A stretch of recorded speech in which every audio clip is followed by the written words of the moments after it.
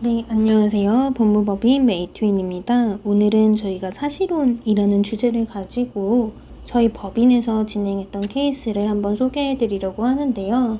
우선 의뢰인의 인적사항을 간단하게 말씀을 드릴게요. 우선 저희 사무실에 찾아오셨던 원고분 같은 경우에는 1990년생의 여성분이셨고 일반적인 회사에 다니는 직장인 분이셨어요.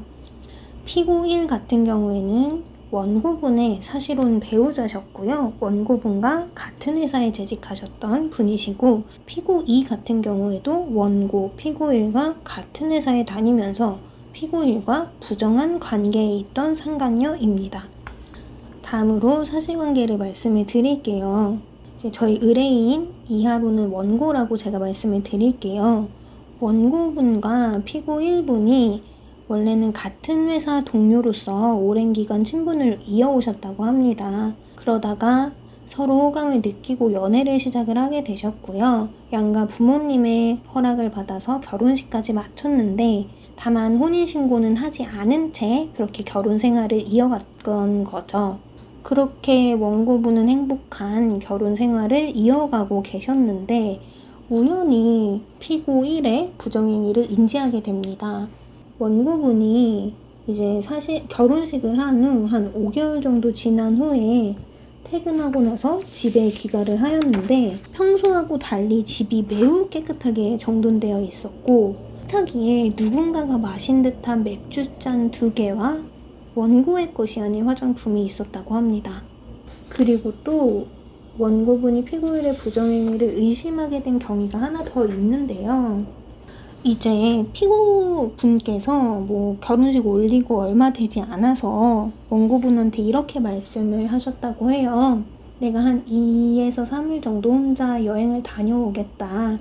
혼자서 생각할 것도 있고 친척 집에서 하루 자고 군대 동기 집에서 하루 자고 교수님도 뵙고 오겠다. 이런 취지로 말해서 원고분이 흔쾌히 동의를 하셨다고 합니다. 그렇게 해서 그 당시에는 아무렇지도 않게 넘어가셨대요. 그로부터 며칠 지나지 않아서 피고 1의 메일함에서 충격적인 자료를 확인하게 됩니다. 혼자서 여행을 다녀온다고 말한 그 기간에 제주도에 방문했고 제주도 렌터카 결제 내역도 있었고 그리고 제주도 호텔에 숙박한 숙박업소 결제 내역을 메일함에서 확인을 하셨다고 합니다. 당연히 원고분의 입장에서는 너무 당황스러우실 수밖에 없죠. 이렇게 부정행위를 의심을 하던 와중에 너무나 충격적이게도 원고분은 피고 1과 피고 2가 인천에 소재한 땡땡 호텔에서 함께 숙박하고 팔짱을 끼고 같이 걸어 나오는 모습을 목격을 하셨다고 합니다. 아마 원고분이 느끼셨을 배신감은 이루 말할 수 없을 텐데요. 저희가 이 사건에 관련된 수많은 증거를 제출을 했습니다. 다만 그 중에서 저희가 좀 중요하다고 느껴졌던 증거 몇 가지를 한번 보여드리려고 해요. 우선 첫 번째로 보여드릴 내용은 숙박업소 결제 내역인데요. 네, 여기 보시면은 원고분이 메일에서 발견한 숙박업소 결제 내역입니다. 제주도 땡땡 호텔에 머무른 것이 확인이 되고요. 렌트카 결제 내역입니다. 혼자서 여행을 간다고 말한 그 기간에 제주도에서 렌터카를 빌렸던 거예요. 다음으로 이제 피고들이 호텔에 출입했던 영상인데요. 누군가가 팔짱을 끼고 다정하게 걸어가고 있죠. 보시면 여기 서 있는 남성과 여성이 저희 사건의 피고 1과 피고 2였습니다. 대법원 판례는 사실혼에 대해서 어떻게 규정을 하고 있는지 좀 살펴볼게요.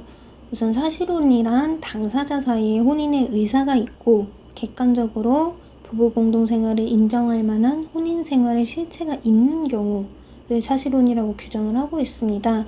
저희가 좀 예를 들어드리려고 해요. 같은 거주 공간을 마련하여 같이 생활하고 자녀도 낳고 외관상으로 봤을 때는 여느 부부와 다름없는 생활을 이어가고 있는데 단지 혼인신고만을 하지 않은 경우라고 생각을 하시면 될 것 같습니다.